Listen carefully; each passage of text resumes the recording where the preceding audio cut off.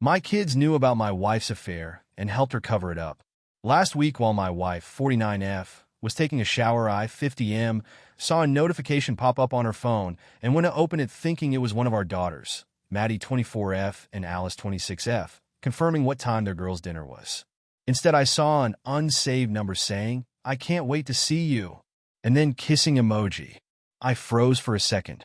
I clicked on the message and saw a short thread, mostly confirming dinner plans for that evening and how they missed each other, and once a week just wasn't enough. I knew what I saw. 29 years of marriage down the drain. Hoping to catch her in a lie before she left the house, I texted both our daughters and asked them about girls' dinner. What happened next broke me to my core. Both girls confirmed the dinner and said they were excited. I couldn't believe it. Not proud of what came next. I turned her location sharing on with me in her phone and let her leave. I followed her to a restaurant, and lo and behold, neither daughter was there, but instead a man I knew was her boss. I was so heartbroken. Part of me was hoping I was just a paranoid freak and my daughters would be there happy to see me.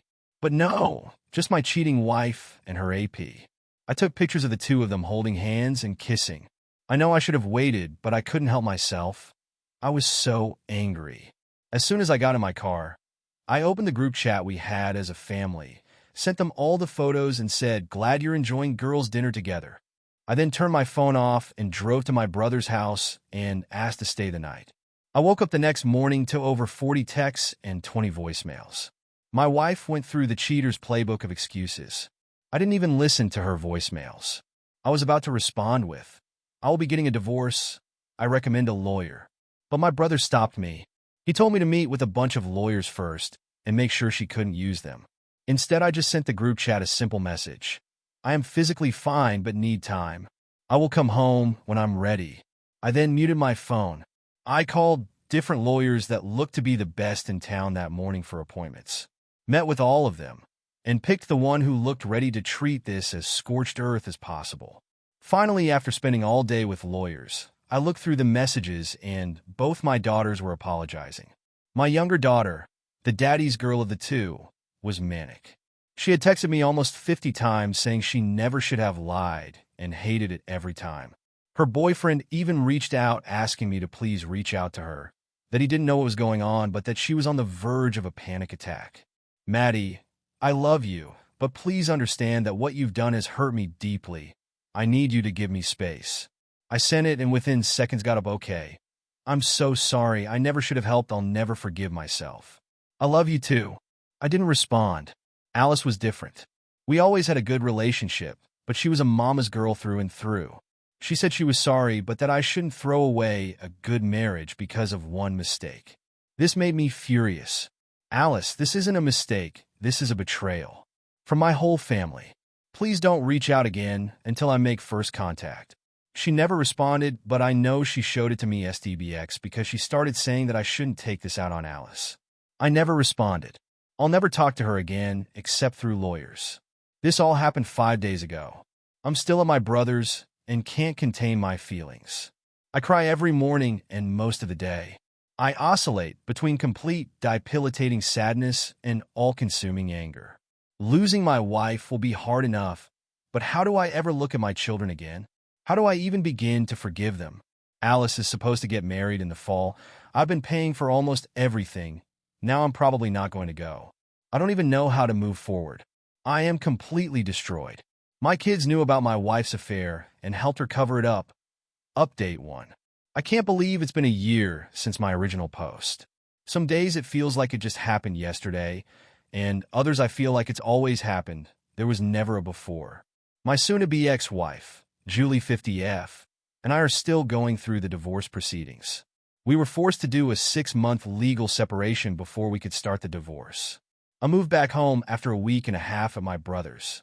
I served her with a legal separation a week later to ensure I had re-established that our house was still my home location. The terms were absolute hell. We had 1 year left on the mortgage, so whoever was going to stay at the house was supposed to pay the full amount for the year. Of course, because she had been a stay-at-home mom 20 years ago until Maddie started pre-K, her decision that I was against. She used that against me, and she was allowed to stay at the house, but we split the mortgage. I ended up moving into a one-bedroom apartment. That's where I'm writing this now.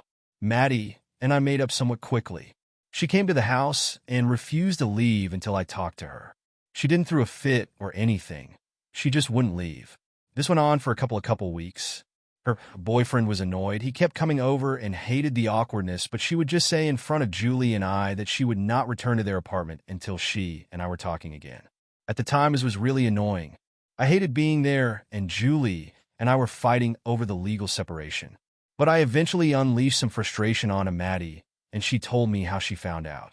Apparently, at an actual girls' dinner 2 weeks prior to my finding out, Julie was quite drunk and let it slip. Alice tried to stop her, but couldn't. Alice and Julie begged her to keep quiet until Julie could come clean to me. Maddie was crying as she said this, and told me she now realizes that her mom had no intention of ever telling me. The girls' dinner lie was the first time she had lied to me about the affair, and according to her mom, she was going to break it off with the AP and then tell me that night. We were both crying, and Julie came in trying to defend herself, and I unleashed all of my anger. I yelled like I had never done before. Maddie even had to calm me down. She didn't just manipulate me, she straight up used at least one of our daughters. It was unforgivable. That's when I just agreed to the mortgage split to get Maddie and I out of that house. Maddie moved back in with her BF that night, and I found my current apartment. Maddie decorated it for me. Alice and I, unfortunately, are not on speaking terms. After the fallout, her fiancé called me and asked what was going on. He suspected that she was cheating. I told him that I had no reason to suspect that she was cheating, but that my wife had cheated on me, and Alice knew before me. Not sure exactly what happened next, but it ended in them breaking up. Alice blames me, saying I should not have told him anything. Since coming to my apartment in tears and blaming me for everything, she blocked me, and we haven't spoken. I was able to get some money back from vendors I had dealt with directly, but I know Alice kept some of the money for herself.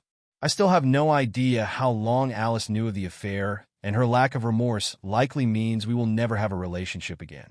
Alice and Julie are currently living together at the house. Julie is openly dating her boss now. He left and went to another firm when I caught them, scared he would lose his job. I'm embarrassed to say I am jealous. Not of the two of them. They will implode, I'm sure, but jealous of not being lonely. Maddie has been encouraging me to go out and help me set up a dating profile. So awkward. She then called me a weirdo when my first match was with a 33-year-old single mom. We have a date planned for next week that Maddie encouraged me to go on, but I'm just not sure I'm ready to start over.